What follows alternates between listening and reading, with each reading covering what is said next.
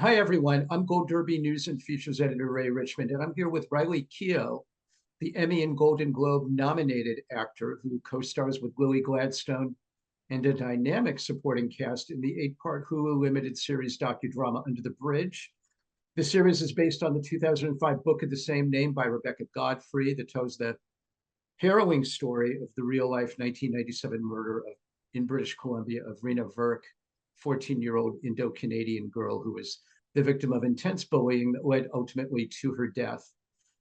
Riley, you actually play the role of, Rebecca Godfrey, who died in 2022 Mhm. before you started filming. What about this role made it attractive to you?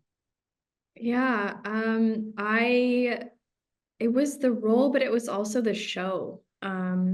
It was the opportunity to address make a true crime show in a different way. Um, because we came on to produce and the first kind of conversation I had with the show creator and the showrunner was about all of the opportunity within the genre to explore the gray area and empathy and humanity. And you don't really see that in the true crime genre. You also don't see true crime where the victim is like a human being and has a character and is present throughout the series. And so it felt like just a really great opportunity to try and do it differently. And within that, something that I loved so much about the the way the series is it felt like we're all it's ensemble and it feels like to me like everyone's supporting a supporting character in Reena's story in a way,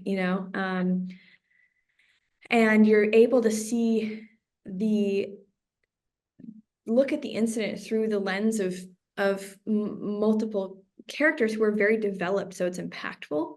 And I think that I that's what I loved about sort of having Cam and Rebecca is that you're able to explore these themes through two totally different perspectives, and as well as the other, all the other characters in the Virks, and I think you spend enough time with the other characters to experience the experience through them as well. But with Rebecca, you sort of have this opportunity to kind of explore the more exploitative side of storytelling, and you don't really know what her agenda is. You don't know why she's inserted herself into this situation and by choice. Whereas Cam is kind of she's very by the book in the beginning of the show.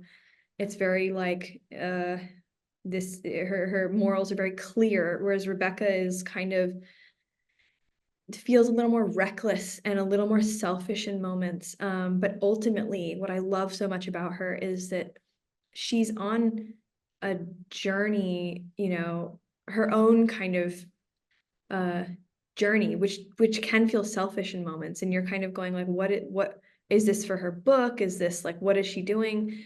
But ultimately, I think she's looking for truth and humanity in the situation and also in herself. And I think that she's drawn to exploring the darker sides of people because she relates to it. And of course, there's darkness in this show that's That horrific. permeates it. Totally. But I Yeah. think that, yeah, so I think that it was just dynamic and complicated and kind of, yeah, I think that the two of them together, and because they have a relationship with one another, you're really able to not take a side and uh just experience it. It's a real yin and yang there. And you're right. We're not completely sure what Rebecca's motivation is at the beginning, why she's there, just curiosity, sheer kind of morbid curiosity or what.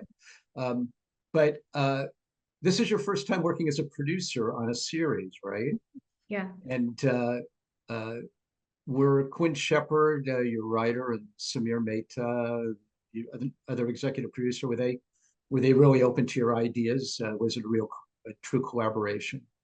Yeah, I mean, we got so lucky. It's myself and Gina, my partner, primarily, who were working on this at our company. And that was also something that was so appealing from the first time I met with Quinn and Samir, is that they seemed really open to our perspective, our thoughts, our our notes. And so it was truly collaborative. And I think that I'm always looking to have a collaborative experience in filmmaking. Like, it's something I'm just really interested in. And I think when you're telling someone else's story, it's really important to make it collaborative, but also um, uh, inclusive. And you have to be very delicate, and you have to be, I don't know if there's a right way to do something. I don't know if there's a right formula to when it comes to like telling someone's story, and it's so personal. And of course, people will, of course, always have, problems with the way the stories were told. But I think that ultimately, it's like, to me, represents a bigger idea in storytelling, something that I strive for, which is like just really kind of thoughtful storytelling, I think, and considerate in behind the camera as well as in front of the camera. You know what I mean? Like, I think that because the tone was set with this to be that we were all very collaborative, it allowed a lot of like very interesting conversations as well. And we were able to, like, a scene would be written, for example, and it's kind of like when you're trying to play in the space of the gray area, not be super biased, like you have to be very careful, because you're kind of you're making a statement if you get too, like, it's very easy to take to side or to have an opinion, and we're trying to be very unbiased here. Even-handed, yeah. Yeah. And you are. I mean, that's one of the things that's remarkable about this series, I think, Riley. I mean, it's beautifully done and so powerful. And God, you've got some great actors to play these girls. Such magnificent performances. It really paints teenage girls as these kind of bloodthirsty savages, which I guess, I sort of remember from middle school. Of course, the boys weren't much better. Were you surprised that teenage girls were capable of this sort of monstrous behavior? I I mean, this sort of behavior is always surprising. I think it's jarring, and it's horrific and tragic. But I think that it's they've all got their own, stories and lives and experiences that sort of led them to where they were. And I think that was what was important, or what I loved about this series, is that they all ended up there for different reasons, so to speak. And I don't think, I think that the teenager part of it is that I think teenagers can tend to be I don't think they're thinking long term. I think they're very in the moment and very, I mean, I certainly was extremely reckless when I was a teenager, and I don't think you're thinking of repercussions or what, the meaning, the weight. I think it's very short term. It's like right now, and I think that sort of contributes to it. I think it's also like a very wild time in your life as a teen, like physically, like your body's changing, your hormones are changing, like it's very it just feels like a very sort of Your volatile. brain isn't developed yet.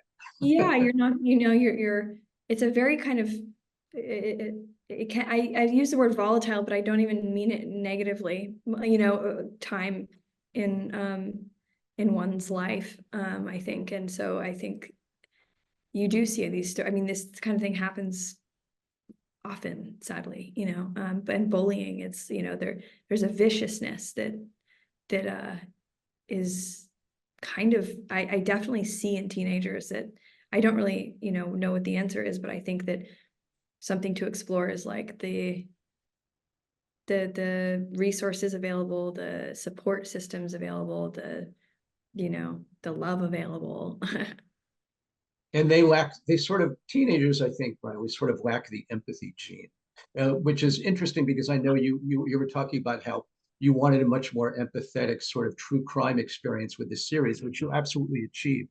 But teenagers in general, yeah, they're always thinking always about me, not really about how their actions impact others. Yeah, I think it's a really, it's they don't have a like holistic view of life in the world, and yet, you know, they're certainly learning, and it's a it's a wild time. I didn't have an easy, I don't think anybody's really had an easy time being a teenager. It's challenging. It is not the carefree time that we might hit, that we look Wished it. back on and think, Yeah. wow, boy, that was sure fun. And you think of all the good times, but Yeah. you don't think of the challenges. The Reena Virk case, Riley, was far less known, I think, in the United States than in Canada. And this series will Mhm. probably change that view a little bit. Had you known much about it yourself prior to working on this? No, I had never I knew nothing about it. So this was my first introduction to the incident and to Reena. And I, you know, it's in Canada, of course, it's, you know, it's extremely famous story, and everybody, you know, knows about it, knows the all the, you know, the people involved, the school, like it's very familiar in Canada. And unfortunately, I hadn't heard of Reena until I got the pilot and read Rebecca's book.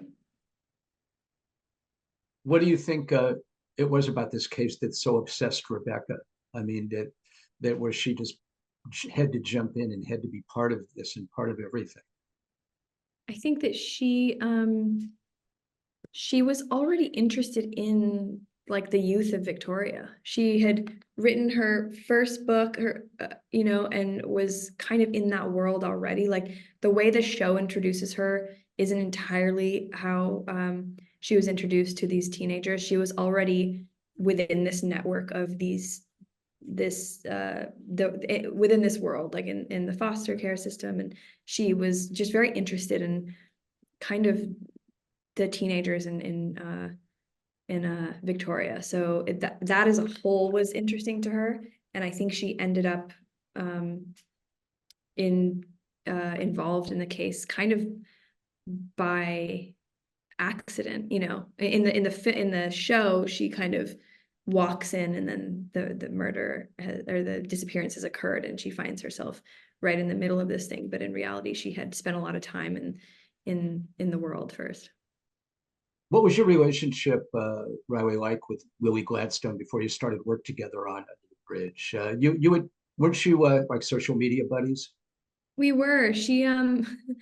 We were social media buddies in that, like, I was always liking her stories, and I was a big fan of her as an actor, also as an advocate. I'm like, to the best I can be, like trying to be an ally to the Indigenous community. And so a lot of the things she would post or things she was writing about were things I was interested in. So our relationship was just me responding to her stories and vice versa. And then at some point we talked about my film. I needed some recommendations for Native crew, and yeah, so we had like, it wasn't like we didn't have like a very deep relationship, but I deeply respected her. And then didn't she decide to sign on to the project only after learning that you were attached? Yeah, I think that I think she said that she knew I was attached, and I think that, I mean, that's such an honor. That's such an honor to know. But I think that on the other side of that, I was aware that I wouldn't want her to be playing this sort of important Indigenous woman in this story without a sense of freedom, um and I knew that Quinn and Samir would allow Lily to have sort of the input she, you know, and I think she got that sense too when she met Quinn and Samir. I think she just felt the sort of collaborative nature of it all, probably, um and it was appealing, I suppose. And the two of you seemed like you really got on well together on screen, certainly. Did you love working with her? I loved working with her. I mean, she's such a it's, you never know what you're gonna get across from you, and it's like she's just so present and kind and generous and low maintenance and like easy, and I think we're similar in that way. Like we just want to find the truth of the scene, and yeah, I mean, I adored working with Lily. I would work with her forever if I could. Speaking with her, she seems so classy and soft spoken, and bright, and brings just class to everything, it seems, Yeah. that she touches. Um, uh, if we could just switch gears for a second, Riley, talk about working on Daisy Jones and the Six, which looks like it was also an amazing experience for you. Quite a bit different than Under the Bridge. Yeah, it was very different. I mean, such a different tone. That was such a, a much more like joyful story, and was, it was very fun. I got to do things I never have done before. I got to play music and do like band practice and all these things that's like one of the great things about this job, is you kind of get to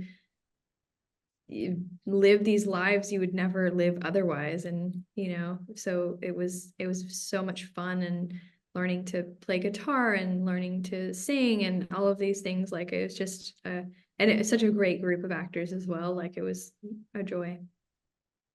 I hope I can ask the obligatory Elvis question, Riley. I know you're just one. I know your grandfather passed away well before you were born. It seemed his death stayed with your mother quite a bit prior to her own passing, and I'm so sorry about that, by the way. Thank you. Um, how valuable has that association with such a worldwide icon, his granddaughter, been in helping you establish yourself as an actress? Has it opened doors? It's an interesting question. I it's very, of course it has. Like I got an agent in a way that isn't common, like I was able to be represented as an actor much more, very easily, and that's very uncommon. But as far as like going in the door and auditioning and kind of that kind of process, like I don't think it helped in the room. It gets you in the door, but doesn't Yeah. it doesn't get you the part. Yeah, kind of that would kind of be my experience. It's funny because I also like, there was weirdly a lot of separation for me growing up within the industry, because I didn't share the same last name. So I found that like until up until recently, there was kind of this like separation even within the industry, where it wasn't like it, it it's not that a lot of people actually didn't know, like, which is funny. Because now it's feels much more like a part of my life in recent years. But when I was younger, it wasn't, and not everybody was aware, because we didn't share the same last name. So I would just kind of go about my You life. didn't advertise it. I mean, not particularly. It wasn't like going into the rooms and meetings being like, hey. But yeah. So it's complicated. I of course it's helped, and I've had a great sense of privilege in many ways, but not in terms of like, it hasn't helped my acting or my like, this industry is, it's hard. Like it's a hard industry, and I think that yeah, I think it's a complicated thing, because of course it helps, but then again, it like doesn't help you get the job, I suppose, At the end of the day, they don't necessarily care who your grandpa was. They care what you can give them on screen. I hope so. I, Well, no, you've obviously had such amazing success as a young woman that has to be based on talent, certainly. 99.9%. So congrats on that. And we're actually, I think we're going to leave things there. The eighth and final episode of Under the Bridge premieres Wednesday, May 29th. Riley Keough, my best of birthday. luck to you. I'm sorry. It premieres on my birthday. Oh, that's your birthday. Happy Yeah. happy early birthday. Thank you. How perfect is that? Uh, uh, happy birthday. Wednesday, May 29th is when that last Under the Bridge premieres. Riley Keough, best of luck to you this Emmy season. And thanks for joining us at Gold Derby. Thank you so much for having me.